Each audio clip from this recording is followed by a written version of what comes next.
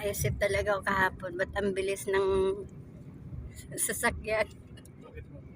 Kahapon nung magpabook ng sasakyan, maya-maya andyan na. Ayaw papunta. Papunta ako doon sa Paranaque. Dito rin kayo dumaan mo? Mabilis dito daan. Hindi, yung sasakyan, yung Oo. kotse. Sabi ko, ba't ang bilis? Saan galing yun? Mabilis lang talaga si Grab mo. Walang problema. Pagka kung saan pala kayo nandun, kung sino nandun pala. Oo, sino malapit. Oo. Doon lang ako sa labas niyo, yung may kanto doon. Oo. Kasi nakahati din ako doon. Medyo malapit doon eh. Ngayon, hindi na ako nag-isip. Nahiya ako magtanong kahapon. Sa lilim. Nagpalilim muna ako doon. Pahinga. Ay, pasok ah. Ginawa ko na, maaga pa naman eh. Wala pa traffic. Oo.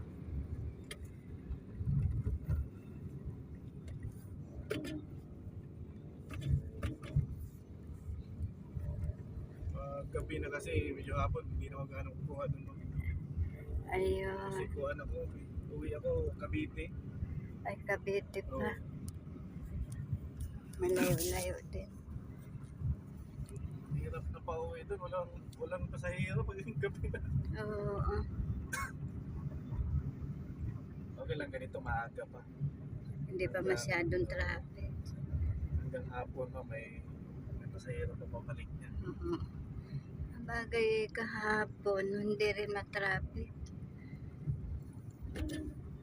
Iniisip ko kasi namin yan, yung pabalik yung pasahero para hindi Oo, uwi. parang di sayang. Oo. Ganda ng tubig. Kaya nga, dahil nagtitinda doon ng isda. Ganda ng hiya dito pag ganito oras.